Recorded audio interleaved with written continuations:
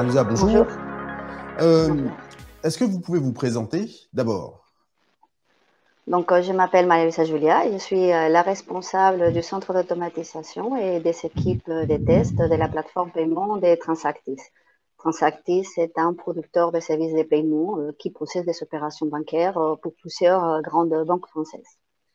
D'accord, très bien. Et Eric, même si je vous donnerai la parole après, est-ce que vous pouvez vous présenter? Oui, donc Éric Chaussier, je suis responsable avant-vente chez Microfocus depuis quelques années maintenant et en charge d'une partie du portfolio qui tourne autour de la gestion des opérations. Très bien. Alors, pour commencer cette discussion, Marie-Lisa, une question. Est-ce que vous pouvez nous expliquer pourquoi votre entreprise a décidé de se lancer dans un projet d'automatisation? En fait, comme je vous ai dit, Transactis travaille dans le secteur bancaire et dans le secteur bancaire est un secteur où il reste encore beaucoup de tâches exécutées manuellement encore par les agences de back-office. Beaucoup de ces tâches sont répétitives et en fait se réalisent entre plusieurs applications de technologies différentes disséminées un peu partout dans le système de l'entreprise. Comme par exemple tâches portant sur la recherche et consolidation d'informations pour appliquer une décision ou une action, ou bien des tâches liées simplement à la saisie d'informations dans plusieurs applications différentes. Et donc, c'est bien la demande d'un de ces back-office que nous avons démarré notre premier POC pour automatiser la partie administrative dans de leurs processus réglementaires il y a quelques années. Dans ces process, en fait, il y avait une partie cognitive pour effectuer une prise de décision. Cette partie-là, on l'a laissée aux humains. Mais une fois la décision était prise, pour les dossiers considérés à traiter, nous avons mis en place un RPA qui effectuait tout le dénouement administratif du dossier via la même application centrale que les humains. Donc, le RPA choisissait le mode de traitement du dossier en fonction de sa typologie et allait jusqu'à l'impression du courrier pour envoyer au client pour l'informer du traitement du dossier. Donc, dès le début, la limitation entre le RPA et l'humain a été clairement pensée. La limitation entre la tâche du RPA et la tâche des humains d'un côté était clairement intégrée dans votre réflexion. Tout à fait, complètement. La partie cognitive a été vraiment laissée aux humains et c'est uniquement quand l'humain avait fait une prise de décision que c'est le robot qui prenait la main pour la partie administrative qui n'a vraiment aucune valeur ajoutée pour les humains. Et en fait, comme cette première expérience a été un succès, il a apporté en back-office déjà un premier gain des deux sous-typés. Cela a permis de lancer un projet d'optimisation des processus pour identifier d'autres processus automatisés via des RPA. Voilà, ça c'est notre raison pour laquelle on a démarré. D'accord. Quels ont été les critères qui vous ont conduit justement à choisir les processus à automatiser? Alors, Olivier Hans, tout à l'heure, parlait effectivement il a évoqué pas mal de sujets, notamment dans le cas où l'automatisation permettait aux conseillers de savoir avec quel pays travailler ou pas, par exemple. Ça, c'était un cas de figure. Vous, quels ont été les critères qui vous ont poussé à choisir à jeter vos dévolus précisément sur les processus et comment est-ce que vous les avez choisis? Alors, pour automatiser efficacement, il faut bien choisir les process, ça c'est sûr. Il y a quelques critères à respecter côté process. Donc, le premier surtout, c'est que les processus doivent être existants, opérationnels et stables. Et il faut effectivement que le métier connaisse ces processus et effectivement pouvoir le définir, les modéliser et s'assurer qu'ils sont optimisés. Parce que sinon, nous pouvons perdre beaucoup de temps avec des allers-retours au moment où vraiment on rentre en phase des tests des RPA. Et un autre critère important, c'est que les processus doivent s'exécuter avec une certaine fréquence, parce que sinon, ils ne présentent pas des ROI.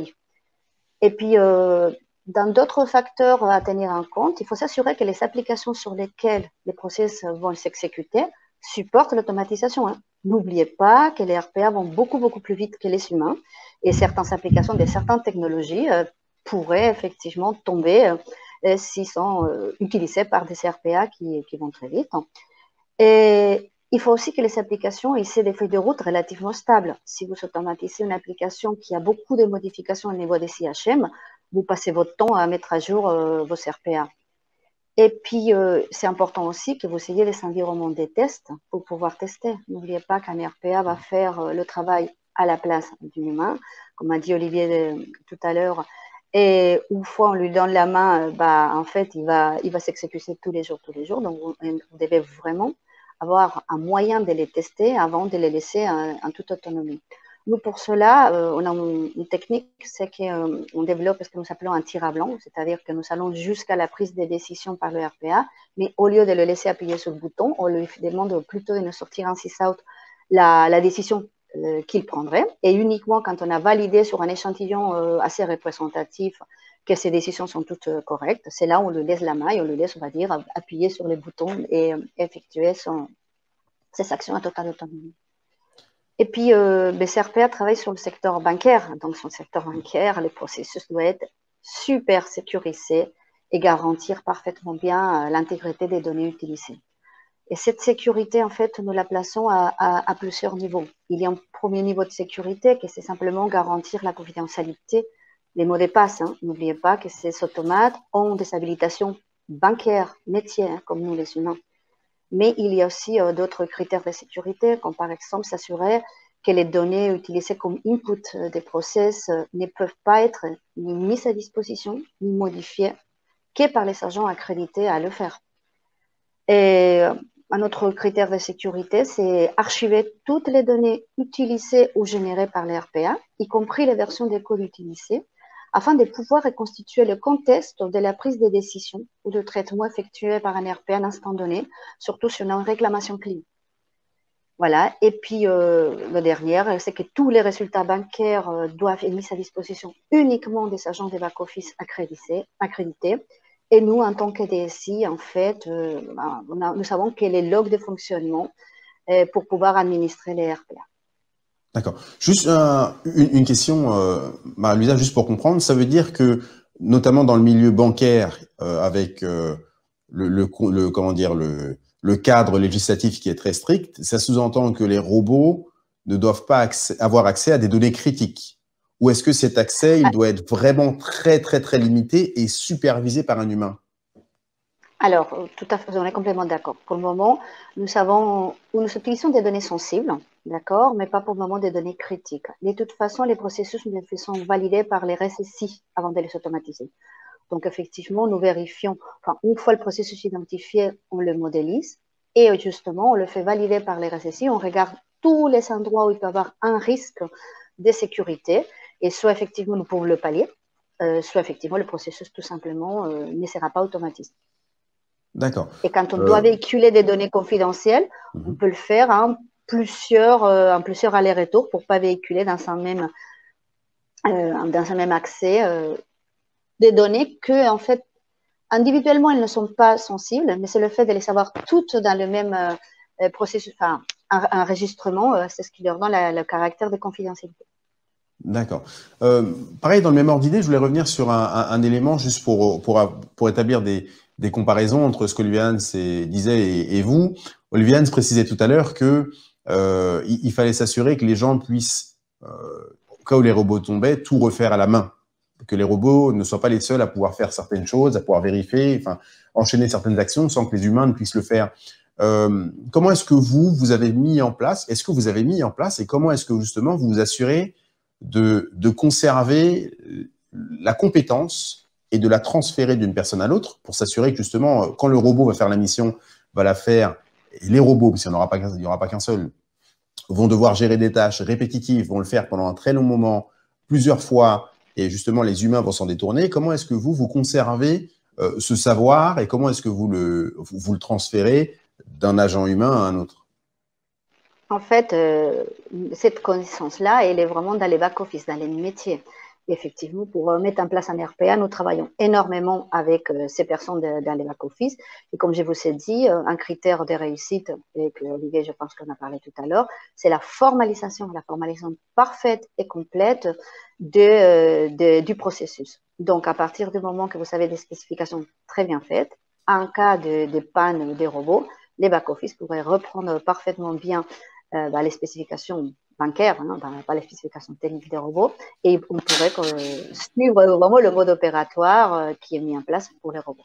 De toute façon, dans notre cas, c'est vraiment le métier qui choisit des processus, qui les documente avant de les passer à l'automatisation, dans le cas où effectivement on doit un jour les reprendre à la main. D'accord. Quels sont les facteurs essentiels pour réussir le projet? Vous avez mentionné juste avant la formalisation, qui est essentielle. Et quels sont les autres facteurs qui sont absolument nécessaires pour qu'une entreprise, d'ailleurs qu'elle soit du secteur bancaire ou pas, quelles sont les questions vraiment incontournables qu'elle doit se poser pour mener à bien son projet d'industrialisation? Marie-Louisa, toujours.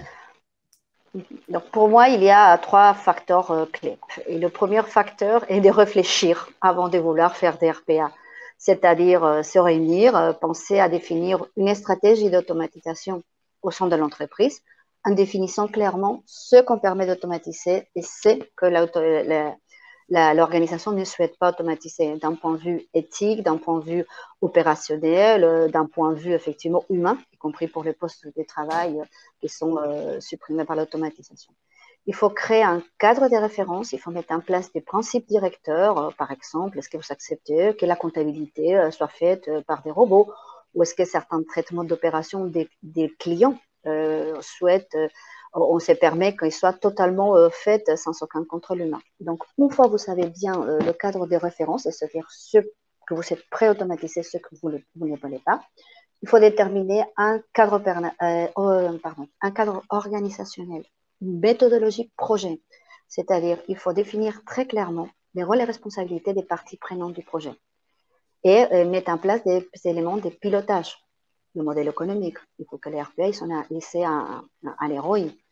Bien identifier les risques, mettre en place les comitologies adaptées pour pouvoir prendre des décisions.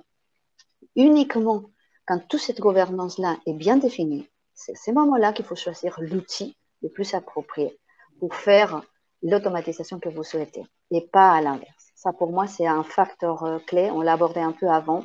Quand on s'élance d'abord sans réfléchir, à un moment donné, soit le projet n'est plus scalable, soit tout simplement la DSI doit reprendre la main a posteriori. Et des fois, il faut tout simplement changer d'architecture ou de produit. Le deuxième facteur clé, c'est les processus. On en a parlé. Donc, et ce qui est important, c'est mettre en place des grilles d'éligibilité des processus. Comme ça, ce sont les métiers eux-mêmes qui peuvent vérifier si les processus qu'ils souhaiteraient automatiser peuvent l'être ou pas. Ça permet déjà d'économiser pas mal de travail à la DSI. Ils font un premier tri dans le processus. Par exemple, est-ce qu'il y a des points cognitifs, est-ce qu'il y a des points collaboratifs, est-ce que vraiment le processus peut se dérouler jusqu'au bout. Et comme ça, quand ils viennent vers nous en nous effectuant des demandes, on a déjà supprimé tout un tas de processus qui ne sont pas du tout éligibles à l'automatisation.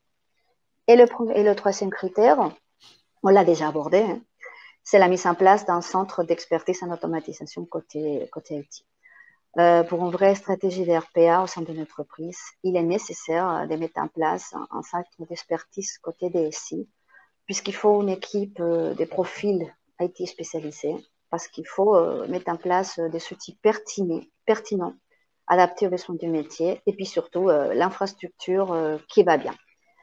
Parce que c'est vrai qu'il y a des outils dans le marché qui permettent au métier de mettre en place leur propre RPA tout seul, mais avec une équipe d'IT, vous pouvez mettre en place des RPA sur des processus beaucoup plus complexes ou impliquant des applications des technologies différentes. Et donc, avoir un centre d'expertise présente aussi d'autres avantages. Par exemple, avoir un point central pour piloter tous les RPA. Cela permet de référencer tous les RPA développés, donner de la transparence dans les responsabilités, et puis c'est complètement auditable.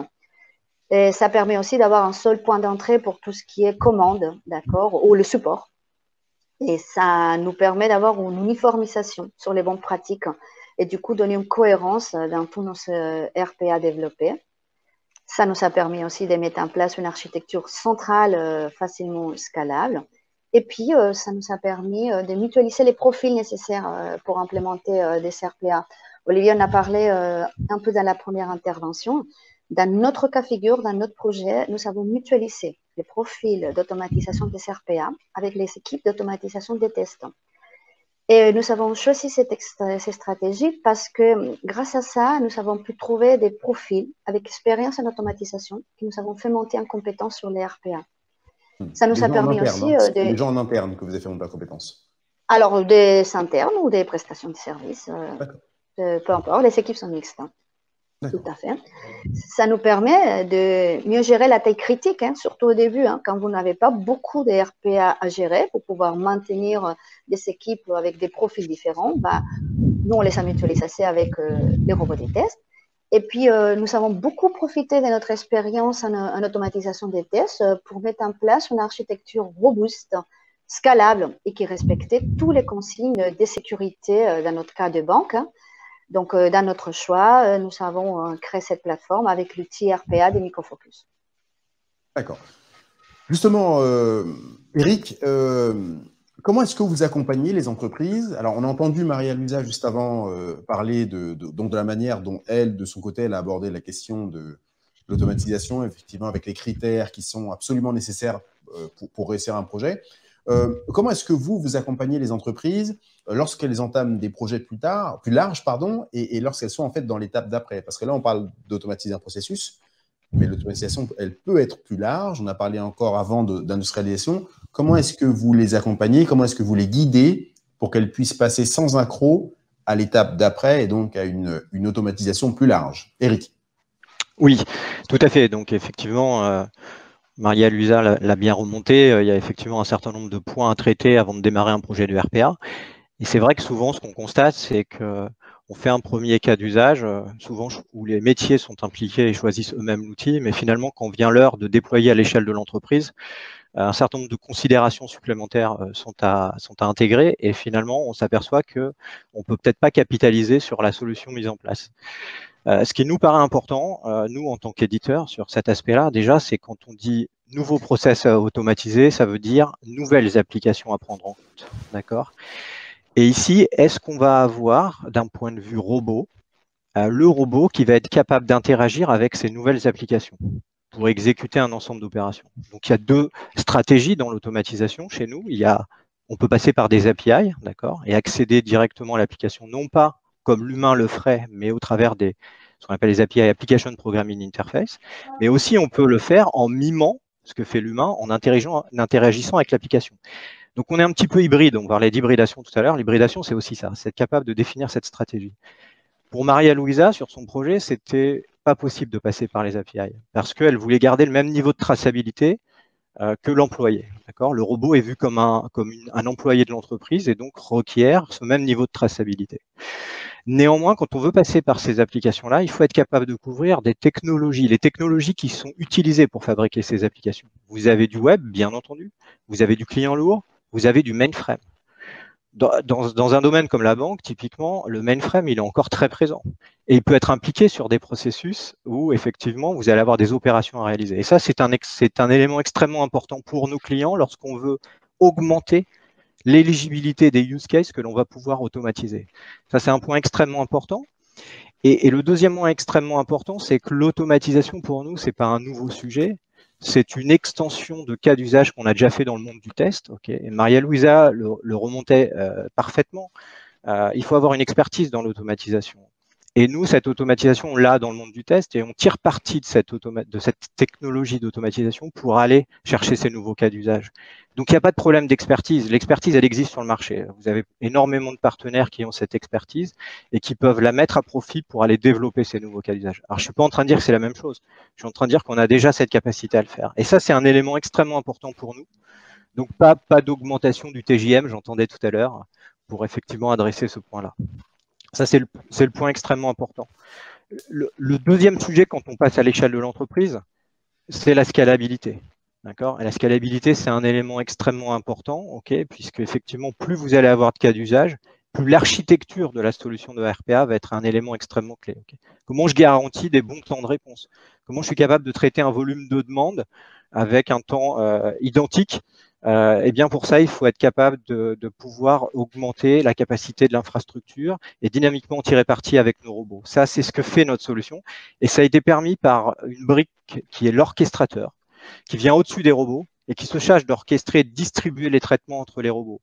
Et cette brique d'orchestration, c'est aussi une brique qu'on utilise déjà beaucoup aujourd'hui chez nos clients de production pour des process de production où il y a des hauts niveaux d'exigence de disponibilité. Voilà un petit peu les particularités qui nous paraissent essentielles, qui sont aujourd'hui des éléments différenciants et qui nous permettent d'accompagner des clients comme Transactis dès les premiers cas d'usage. D'accord. Maria-Luisa, je voudrais qu'on revienne un peu sur le cas Transactis. Quels sont les processus que vous pensez automatiser à l'avenir? Très rapidement, parce qu'après, il y a une question, quelqu'un qui pose une question et j'aimerais vous la poser. Allez-y. D'accord. Donc, là, ce qu'on voit, c'est que la RPA, effectivement, c'est une notion très pratique dans des moments comme celui-ci où le confinement empêche le déplacement de la totalité d'agences des back-office dans les banques pour réaliser l'activité. En ces moments, les back-office comptent énormément sur les RPA pour les aider à maintenir l'activité malgré la difficulté du contexte. Ce que nous constatons, c'est une démystification des solutions de RPA. On en a parlé tout à l'heure aussi. Il y a une meilleure acceptation par les collaborateurs d'une façon générale. Les peurs tombent. On voit bien que les RPA aident les collaborateurs à effectuer mieux leur activité et pas les suppriment des postes de travail. En tout cas, ça n'a pas été pour notre cas. Et de ces faits, on a des nouvelles propositions des processus automatisés, mais qui nous sont remontées carrément par les opérationnels. Donc, nous étudions des cas de plus en plus complexes que ceux que nous avons mis en place dans le passé. Et nous arrivons à des algorithmes avec des prises de décision beaucoup plus compliquées. Et nous constatons aussi qu'on a des demandes de nouveaux services qui n'avaient pas osé jusqu'à maintenant se lancer à l'aventure de l'automatisation. Comme ils voient que les expériences avec d'autres services fonctionnent correctement, nous commençons à réaliser des POC sur de nouveaux périmètres bancaires. Et, par exemple, il n'y a pas très longtemps, on a un use case qui est assez curieux. C'est une application, donc grande technologie mainframe, qui ne peut mettre en place que 2 releases par an. Et en fait, nous avons satisfait le besoin de traitement des opérations dans l'intervalle de ces 2 releases avec la mise en place d'un RPA. Et en fait, le fait de concevoir et mettre en place cet RPA a servi à bien comprendre et bien valider les règles de gestion que maintenant vont être implémentées dans l'application centrale dans la prochaine release. Voilà, nous constatons aussi que il y a des RPA qui nous servent à absorber des pics d'activité dans les back-office. Donc, en fait, qui peut être déclenché ou pas à la demande des back-office dans des situations comme malheureusement c'est notre contexte actuel. D'accord. Donc pas mal de cas. Donc. Oui, tout à fait. En plus, des use cases assez différents, un peu toute technologie, un peu de tout type. D'accord. Alors, j'ai une question sur le live d'ailleurs pour ceux qui nous suivent. Pensez juste à mettre au moins votre prénom et l'entreprise. Comme ça, on aura au moins une idée de qui pose la question. Donc, question pour, je pense, Maria-Luisa, et préciser d'ailleurs qui peut répondre à la question. Comme ça, ce sera aussi un tout petit peu plus simple. Les gains de productivité sont-ils importants et quelles conséquences sur les compétences des personnes qui n'en faut plus que décider, en quelque sorte, et pas saisir Maria-Luisa, en gros, quel effet a le RPA parce qu'il y a effectivement des gains de productivité, mais en gros, la personne s'interroge sur les conséquences sur les compétences des personnes qui finalement ne feront plus que prendre des décisions et plus forcément agir elles-mêmes sur le processus. Enfin, elles agiront en bout de chaîne, mais pas au début, en fait. Effectivement, c'est clair que le RPA apporte du gain de productivité, mais des fois, il faut voir aussi que surtout, en tout cas dans les back-office bancaires, la problématique était plutôt que l'augmentation des tâches effectuées manuellement fait s'exploser les effectifs des back-office, vraiment jusqu'à arriver à des tailles assez critiques qui étaient compliquées à gérer. Et en fait, ce sont ces pics, ces excès, on va dire, des productions que nous avons choisies principalement pour automatiser. Donc, effectivement, l'objectif était principalement de maintenir les effectifs de back-office et de ne pas aller au-delà. Donc, oui, certes, c'est des gains de productivité, mais dans nos cas figure, en tout cas dans nos premières expériences, c'était surtout pour continuer à maîtriser l'activité. Après, bien entendu, nous choisissons des préférences, des processus sans aucune valeur ajoutée. Pour le moment, comme je vous ai dit, principalement tout ce qui est administratif. Donc, la prise de décision doit continuer à être faite par les humains et ce sont les dénouements administratifs des opérations que nous automatisons. Donc, comme je vous ai dit, avec un vue manuel, vous pouvez reprendre toujours la partie opérationnelle sans intérêt et les humains gardent toute la partie vraiment cognitive, décisionnelle. Je ne sais pas si ça répond. Si ça répond, je pense que ça répond à la question. De toute manière, je pense que s'il y a besoin de précision, encore une fois, je vous rappelle à tous, hein, le live est ouvert et vous pouvez envoyer vos commentaires et on répondra le plus rapidement possible. Maria-Louisa et Eric, merci beaucoup.